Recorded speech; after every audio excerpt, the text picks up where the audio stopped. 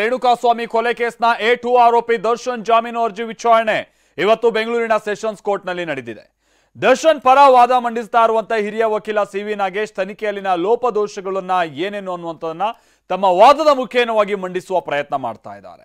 ದರ್ಶನ್ ಪರ ವಕೀಲರು ಹಾಕಿದಂತ ಪಾಯಿಂಟ್ಗಳು ಏನೇನು, ಬನ್ನಿ ಡೀಟೇಲ್ ರಿಪೋರ್ಟ್ ನೋಡ್ಕೊಂಬೋಣ.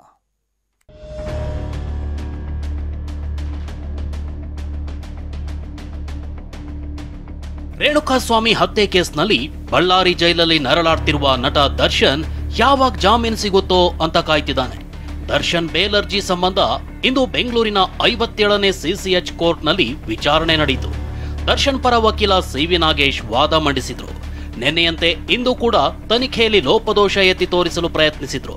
ಹಾಗಾದ್ರೆ ಸಿ.ವಿ. ನಾಗೇಶ್ ಅವರು ಮಂಡಿಸಿದ ವಾದವೇನು ತೋರಿಸ್ತೀವಿ ನೋಡಿ.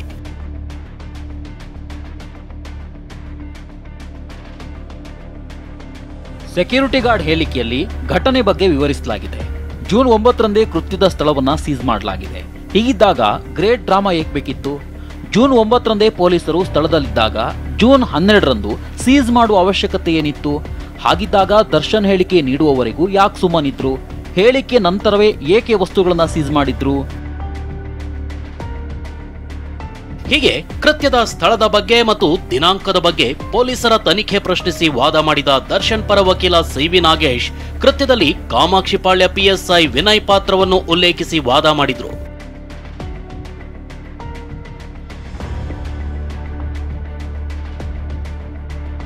ಜೂನ್ 9ರಂದೇ ಕೃತ್ಯದ ಸಿಸಿಟಿವಿ ಡಿಬಿಆರ್ ವಶಕ್ಕೆ ಪಡೆದಿದ್ದಾರೆ.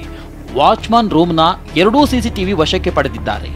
A14ಗೆ ಜೂನ್ 9ರಂದೇ ಸಿಸಿಟಿವಿ ದೃಶ್ಯ ಪಿಎಸ್ಐ ಕಳುಹಿಸಿದ್ದಾರೆ. ಡಿವಿಆರ್ ಸಾಕ್ಷ್ಯಾಧಾರ ನಾಶಪಡಿಸಿದ್ದಾರೆಂದು ಆರೋಪಿಸಲಾಗಿದೆ. ಆದರೆ ಜೂನ್ 9ರಂದೇ ಪಿಎಸ್ಐ ವಿನಯ್ ಇದನ್ನ A14ಗೆ ಕಳುಹಿಸಿದ್ದೇಕೆ?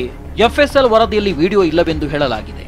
ಹಾಗಿದ್ದಾಗ ಪಿಎಸ್ಐ ಇದನ್ನ A14ಗೆ ಹೇಗೆ ಕಳುಹಿಸಿದ್ರು? ಪಿಎಸ್ಐ ವಿನಯ್ ಇದನ್ನ ಅಳಿಸಿದ್ದಾರೆಂಬುದು ಇವರ ಆರೋಪವೇ. 122 ಬಾರಿ ಪಿಎಸ್ಐ ವಿನಯ್ A14ಗೆ ಚಾಟ್ ಮಾಡಿದ್ದಾರೆ. ಹಾಗಿದ್ದಾಗ ಪಿಎಸ್ಐ ವಿನಯ್ ಮೊಬೈಲ್ ಏಕೆ ಸೀಸ್ ಮಾಡಿಲ್ಲ? ಮೊಬೈಲ್ನಲ್ಲಿನ ವಿಡಿಯೋ ಏಕೆ ರಿಕವರಿ ಮಾಡಲಿಲ್ಲ? ವಿಡಿಯೋ ಅಳಿಸಿದ್ರೆ ಯಾರು ಎಂಬುದು $1 ಮಿಲಿಯನ್ ಪ್ರಶ್ನೆ. ಪಿಎಸ್ಐ ಮೊಬೈಲ್ನಿಂದ ರಿಟ್ರೀವ್ ಏಕೆ ಮಾಡಿಲ್ಲ ಎಂಬ ಪ್ರಶ್ನೆಗೆ ಉತ್ತರವಿಲ್ಲ. ರಕ್ತದ ಕಲೆ ಇರುವ 2 ಮರದ ಕೊಂಬೆ ವಶಕ್ಕೆ ಪಡೆದಿದ್ದಾರೆ.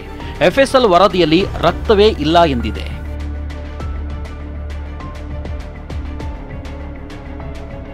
ಇನ್ನು ರೇಣುಕಾಸ್ವಾಮಿ ಮೃತದೇಹದ ಮಹಜರು ಹಾಗೂ ಮರಣೋತ್ತರ ಪರೀಕ್ಷೆ ಬಗ್ಗೆನೂ ಸಿ.ವಿ. ನಾಗೇಶ್ ಪ್ರಶ್ನಿಸಿದ್ರು. ಜೂನ್ 9ರ ಬೆಳಗ್ಗೆ 10 ಗಂಟೆಗೆ ದೂರನ್ನ ರಿಜಿಸ್ಟರ್ ಮಾಡಲಾಗಿದೆ. ಅಪಾರ್ಟ್ಮೆಂಟ್ನ ವಾಚ್ಮನ್ ದೂರು ನೀಡಿದ್ದಾನೆ. ತಕ್ಷಣವೇ ದೇಹದ ಮಹಜರ್ ಪಂಚನಾಮೆ ಮಾಡಬೇಕಿತ್ತು.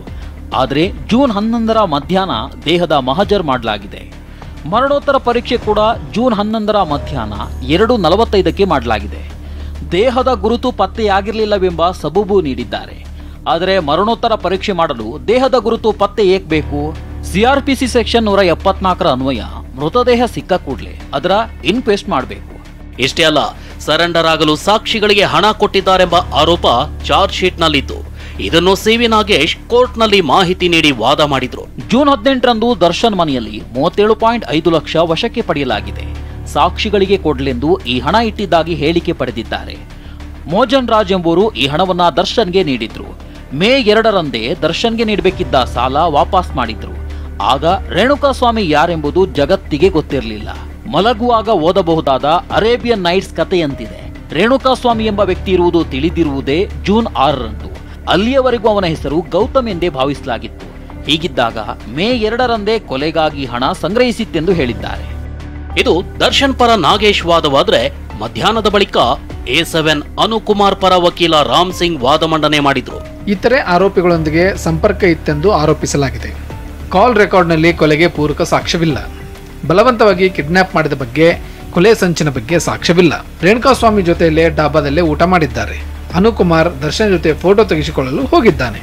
ರಾಮ್ ಸಿಂಗ್ ಬಳಿಕ ಮತ್ತೆ ವಾದ ಮುಂದುವರಿಸಿದ ದರ್ಶನ್ ಪರ ವಕೀಲ ಸಿ.ವಿ. ನಾಗೇಶ್ ದರ್ಶನ್ ಮತ್ತು ಪವಿತ್ರ ಕಾಲ್ ಡೀಟೇಲ್ಸ್ ಬಗ್ಗೆ ವಾದ ಮಾಡಿದ್ರು. ಕಾಲ್ ಡೀಟೇಲ್ಸ್ ಆಧಾರದ ಮೇಲೆ ಒಳಸಂಚು ಎಂದು ಬಿಂಬಿಸಲಾಗ್ತಿದೆ. A1 ಸ್ನೇಹಿತೆ ಎಂದು ಅಭಿಯೋಜನೆಯಲ್ಲಿ ಹೇಳಲಾಗಿದೆ. A3 ಕೆಲಸದಲ್ಲಿದ್ದಾನೆ. ಮ್ಯಾನೇಜರ್, ಡ್ರೈವರ್ ಕೂಡ ಆರೋಪಿ ಮಾಡಿದ್ದಾರೆ. ಕೃತ್ಯದ ಸಂದರ್ಭದಲ್ಲಿ ಮಾತ್ರವಲ್ಲ, ಹಲವು ವರ್ಷಗಳಿಂದ ಕರೆ ಮಾಡ್ತಿದ್ದಾರೆ. ಜನವರಿ 1ರಿಂದ ಮೇ 9ರವರೆಗೆ 342 ಬಾರಿ ಪವಿತ್ರಾಗೆ ದರ್ಶನ್ ಕರೆ ಮಾಡಿದ್ದಾರೆ.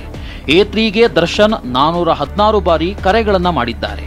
ಪ್ರಾಸಿಕ್ಯೂಷನ್ ಕೇಸಿನ ಪ್ರಕಾರವೇ ಇಷ್ಟು ಬಾರಿ ಕರೆ ಮಾಡಲಾಗಿದೆ. ಸ್ನೇಹಿತೆ ಕೆಲಸದವರಿಗೆ ಕರೆ ಮಾಡಿದ್ರೆ ತಪ್ಪೆ.